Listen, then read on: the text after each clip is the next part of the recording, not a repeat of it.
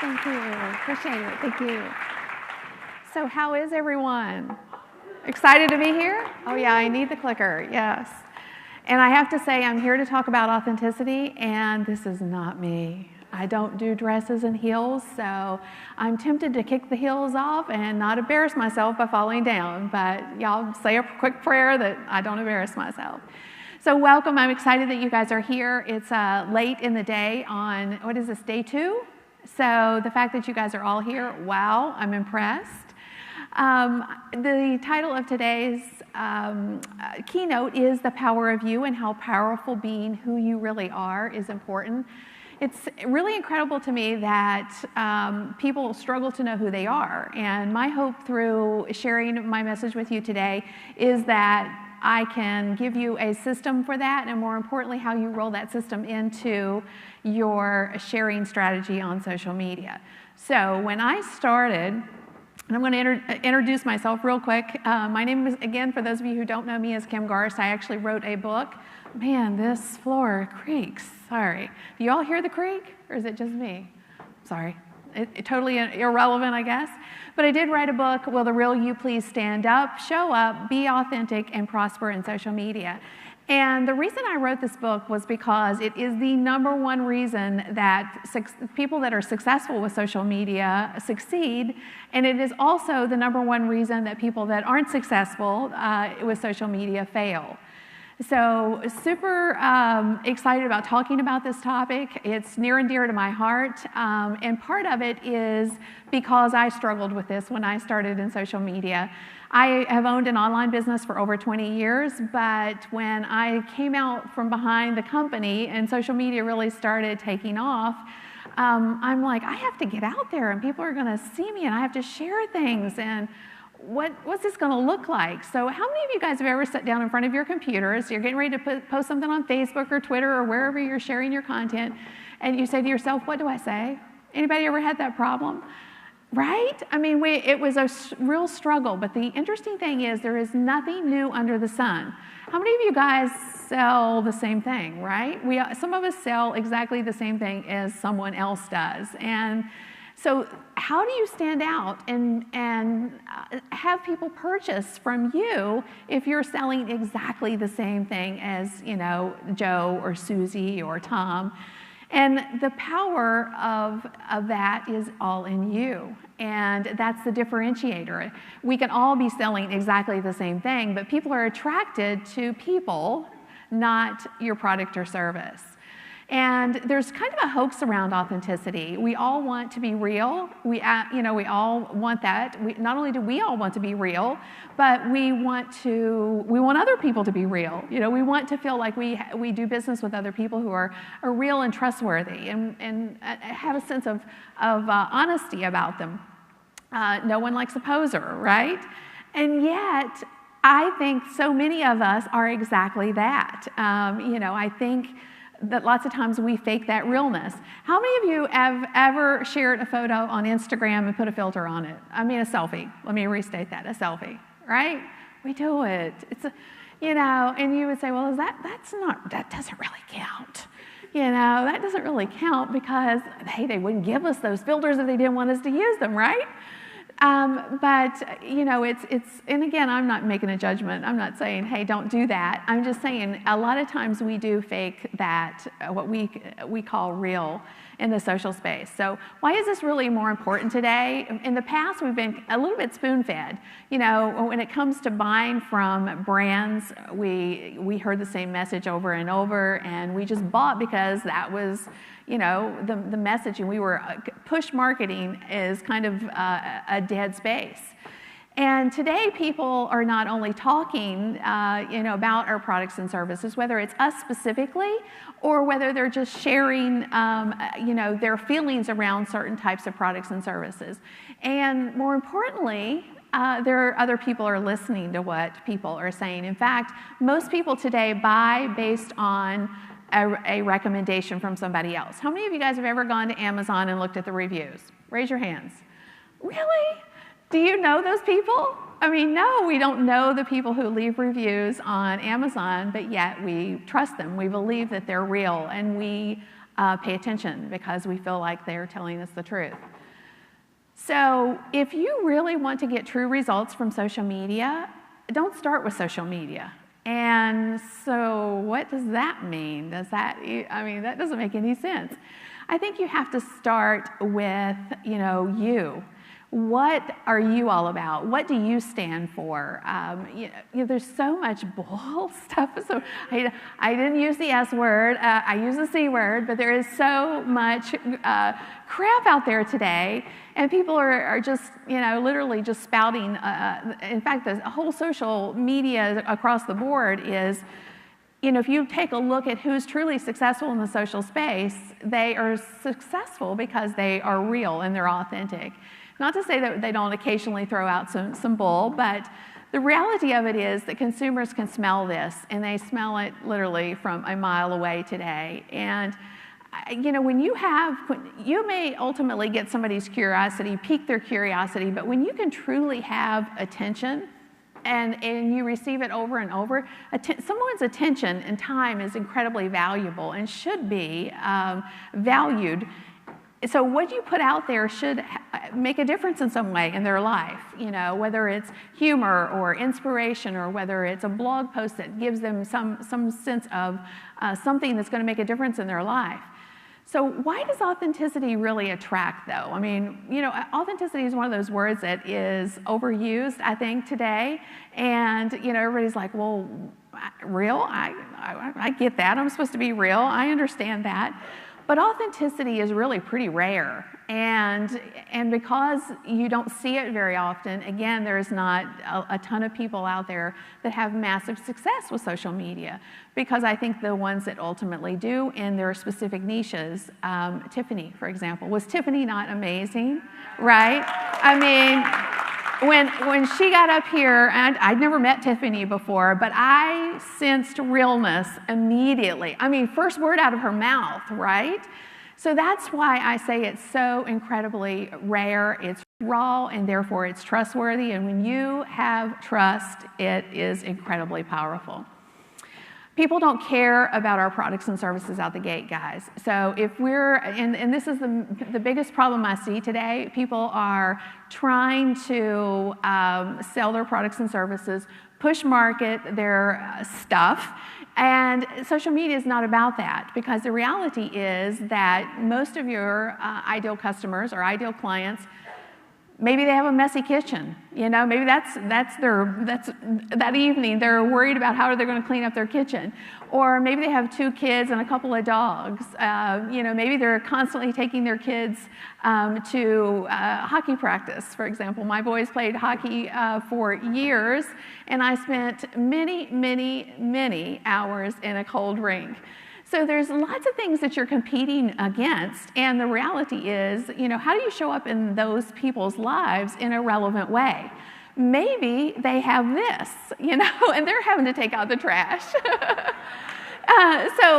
That's my point, is social media is life, and we have to insert ourselves into that space in a relevant way. So how do you show up? How do you be you? What are you here for? There's that old saying that, the day you're born and the day you realize what you're here for or what your purpose is are the 2 most important days of your life. And I think that's incredibly true. I've been fighting a cold for like 3 weeks, and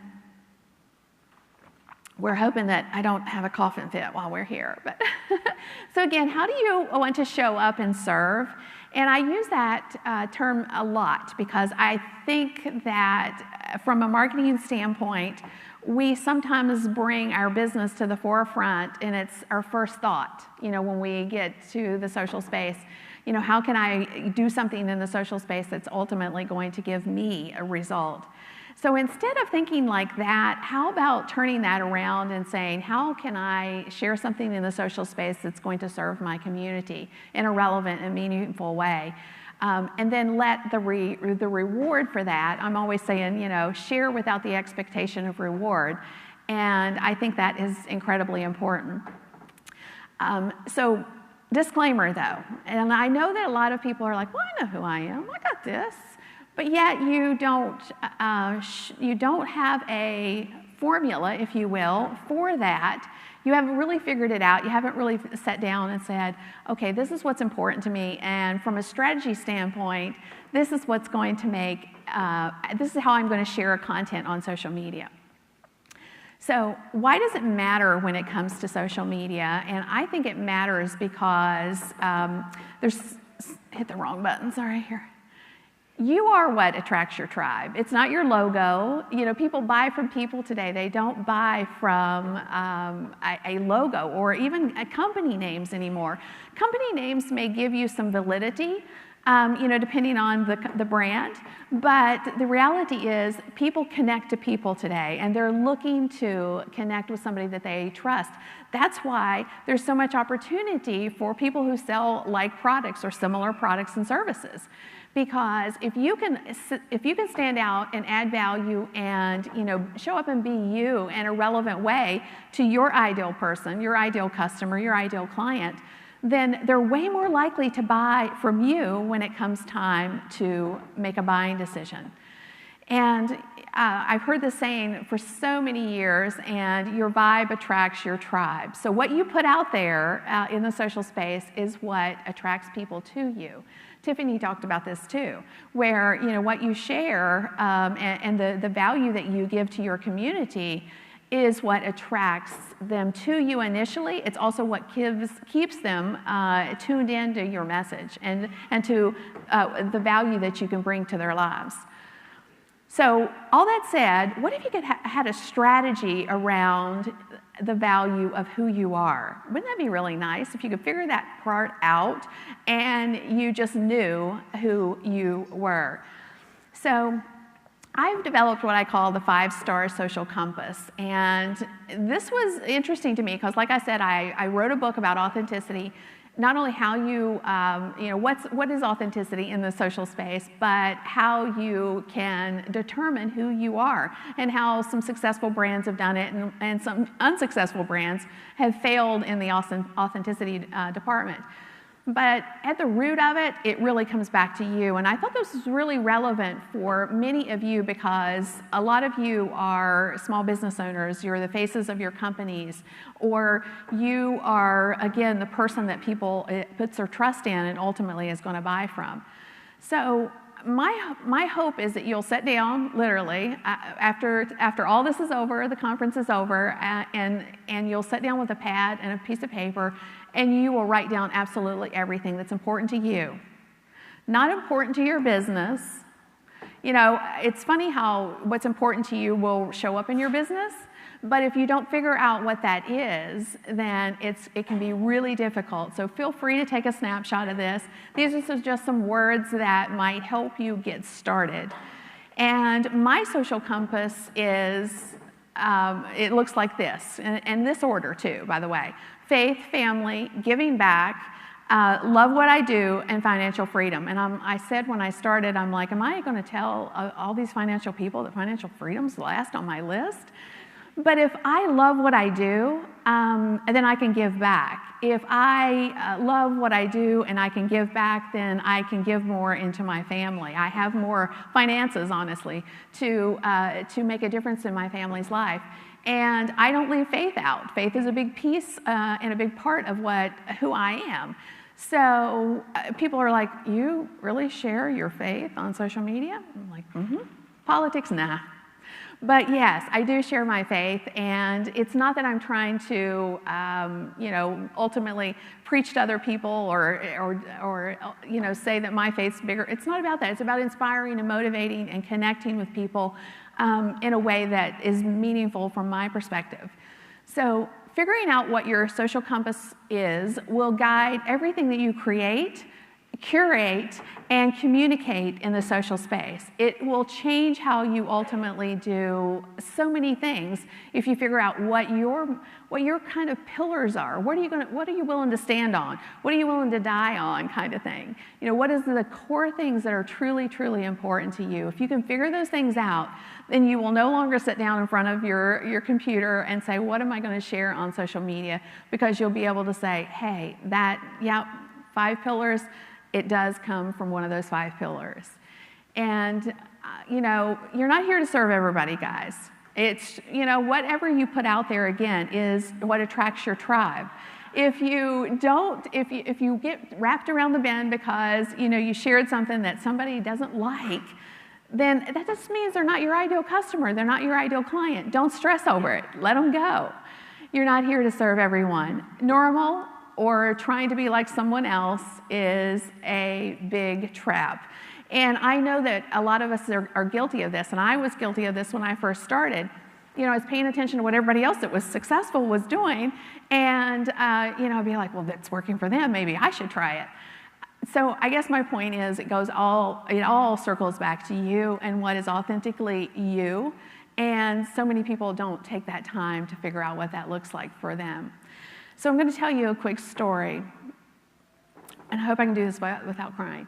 My mother passed away in June. She had terminal brain cancer, and we were blessed to have about 3 years with her after her diagnosis. And from the time she was diagnosed to the time that she passed, they had told us that we wouldn't have near that length of time. And we kind of got complacent, because we got more time and we're like, she's going to be a miracle. She's going to be that one person who survives this. But towards the end, and we knew that we were getting towards the end, I had some really interesting conversations with my mom. And one of the things that she shared with me, and honestly, when I did the research on this is a common thing. When people get to the end of their lives, they have regrets, and the number one recorded regret from this study is that I wished I had the courage. I wished I had the courage to live a life that was true to myself and not to the life that others expected me to live. And that was one of the things that my mom shared with me. She's like, I just feel like it just passed all by me, and I didn't become what I wanted to be. And I just lived a life that other people expected from me. And that's heartbreaking. It was heartbreaking for me to hear that. She wanted to be an English teacher, and she never did that. And she wanted so many other things, and she never did that. So she never really figured out who she was, and therefore she just continued to let one day pass, another day pass, until she was at the end of her life, and she didn't have any more days. So don't be that. You get to the place where you know who you are, and I just want to wrap up with a few things to remember. It isn't about social media. It's about attracting, building, and serving a connected community. And I love what Tiffany said about the facets of a community, and specifically talking to a community or building a community isn't just about you being the head of the community. It's about them engaging and connecting and serving one another. That's true community. And come from your place of authenticity and connect and serve people. Connect and serve. Connect and serve. Build those relationships and serve people, and the money will follow.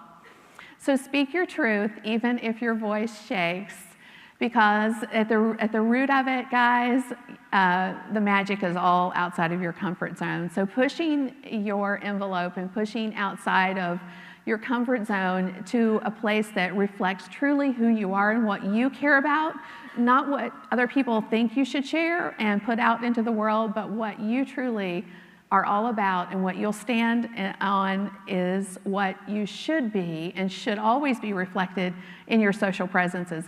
If you do that, then you will attract your tribe. You will attract the right people. You will attract the right folks that will ultimately buy from you. So hopefully this has been something that resonated with some of you, that you needed to hear, and you can go out and do some great things with it. I think we are going to try to take a few questions. All right.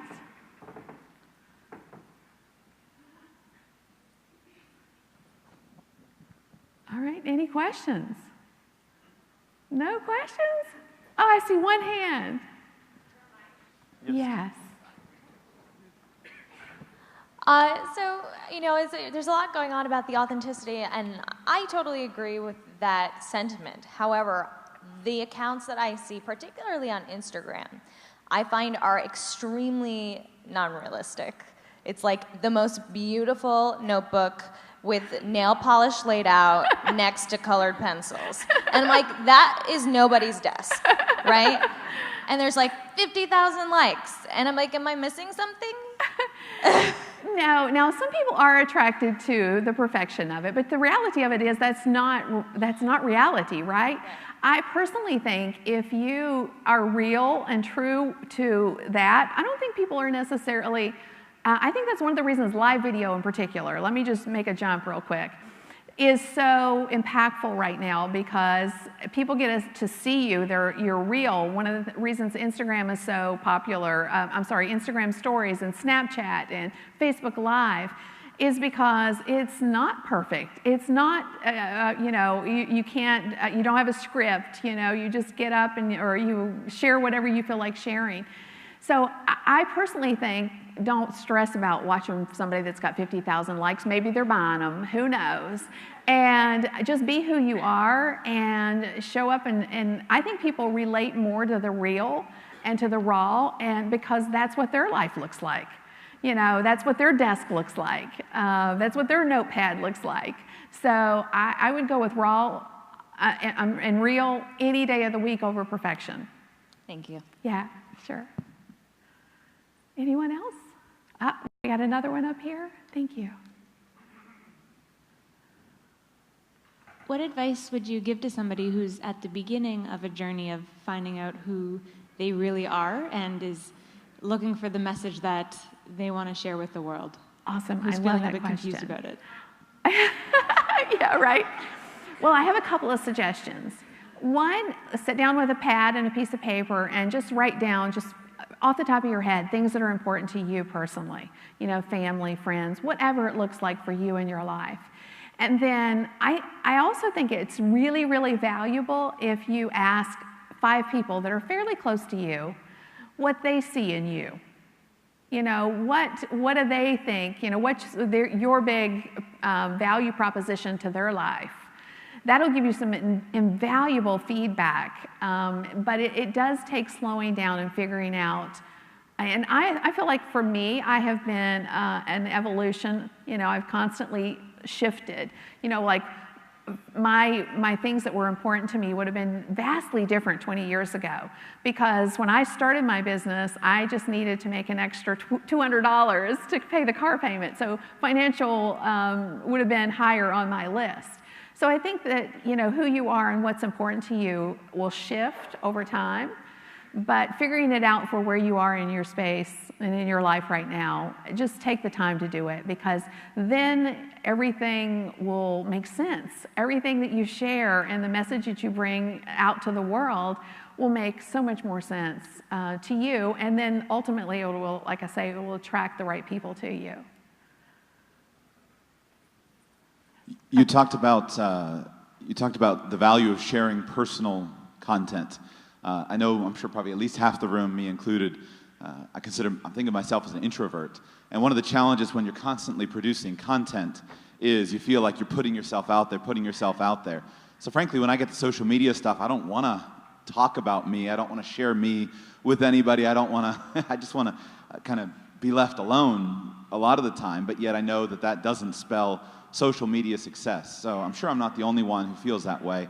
What would you say to somebody like that, somebody like me, who feels like I don't want to talk more about me. I just want to leave it there as it's already been released?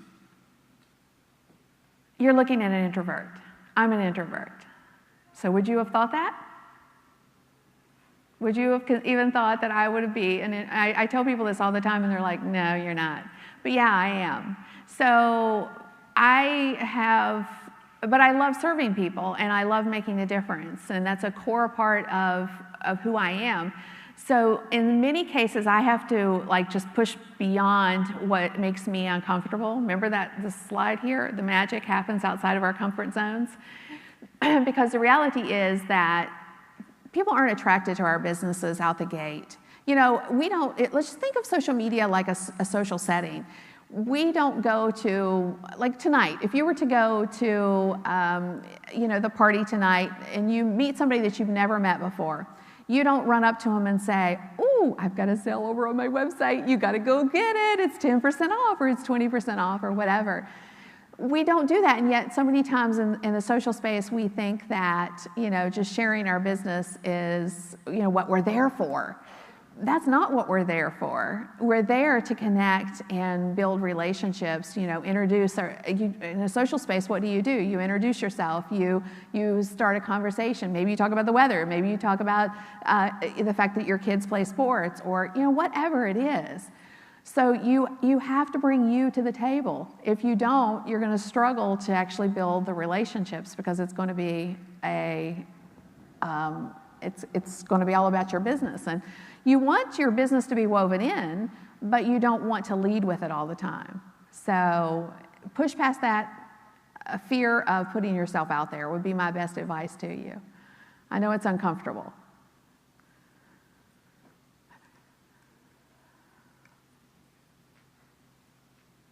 Hi. Hi. What advice would you give to someone whose authentic self has a really big potty mouth? Anybody know Gary Vaynerchuk? All right. So, I laugh and tell people all the time that, Gary's reasons for loving social media are, and he'll say this, he said, I love social media because it sells S. I say stuff. And, but the reality is, if you do have a potty mouth and that is truly who you are, you can get away with it. Gary Vee does it.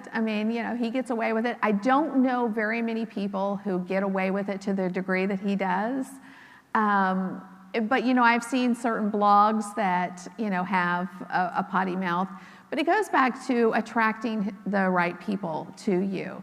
While I love Gary, my audience doesn't. I love his message, and I get around his verbiage. I don't get hung up on the fact that he's cursing all the time.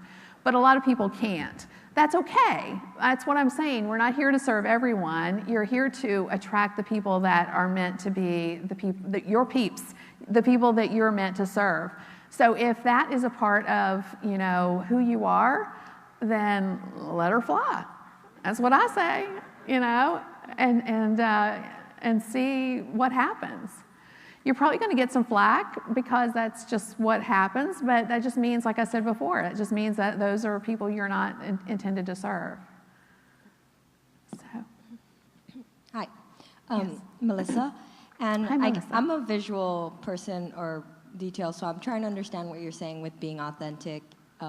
So I write about personal finance, and what you're saying is that it's okay for me to share a picture of the cookies my husband just baked on Twitter, even though that has nothing to do with personal finance. Absolutely. Okay. Absolutely. In fact, if you go to any of my social presences now, like Twitter, for example, I treat slightly differently than I do some of my other social presences, but I have a strategy for Facebook, for example, on my fan page, and I post about 4 to 5 times a day. And of those times, 1 will be business related. Everything else is something else, whether it's personal, whether it's inspiration or motivation or a business tip of some sort. I weave in my business, but I don't, and I know everybody's got a different take on this, but I'm all about attracting the right people, and ultimately because I am in the social media space and I'm trying to help entrepreneurs, the motivation and inspiration is such a big piece. It just is my way of pouring back into people and encouraging them and motivating them that they can do it.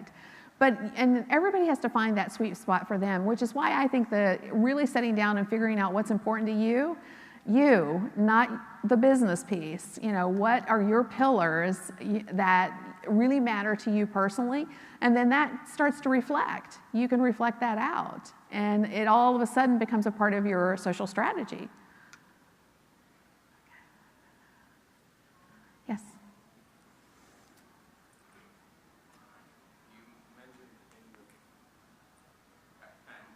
My voice too. You mentioned that you share your faith and that's the most important thing on your list. How do you do so with social media without making it go overboard? Well, I will do things like I create a lot of visual content, so I might, say something that's either a biblical quote or just a reference to God or my faith. God's got your back, or something of that nature. So that, again, it comes from an inspirational, motivational standpoint, not, hey, are you in church this morning? Or, I'm not here to preach to people, and I'm not here to judge people. I'm just here to encourage and motivate and share my faith in a way that will, encourage and ultimately give value back to people. Now, I'm sure there are people who said, hey, I'm not following that person because, they're obviously a religious freak, and that's okay. But I'm okay with that. I just let it go, and they're not people I'm meant to serve. That doesn't mean that I don't have clients that are not faith-based, that don't believe in God. I mean, I do. It's just, again, it's not about me trying to attract just that segment of the social space. It's just about coming from my place of authenticity. That's the way I look at it. Thank you. All right, I think one more here. We'll take one more question. All right. So my question is, us being complex beings, and we may be authentic in who we are, but what if, as you're sharing the different parts of who you are, the part that people are gravitating to is not the part that you want to sell or have products or services for that particular part?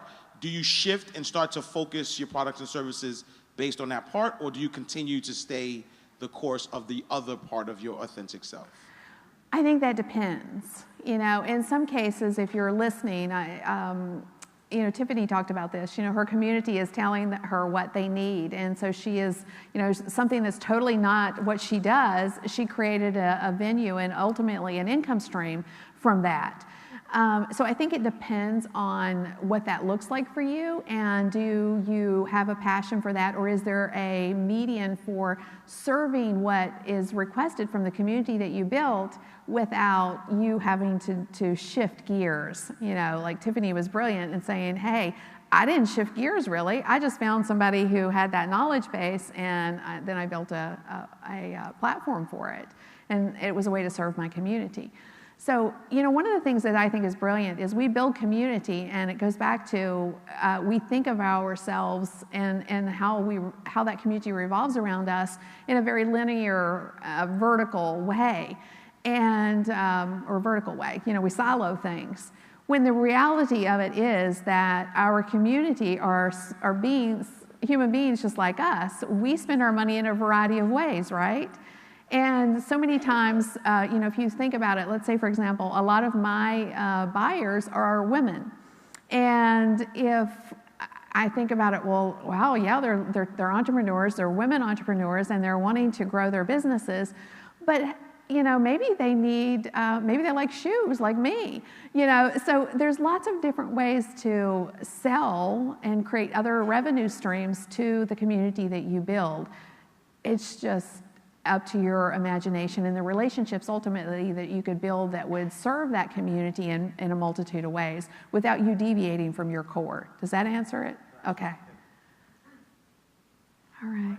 All right. Thank you, Kim. Give it up for Kim Garst, everyone.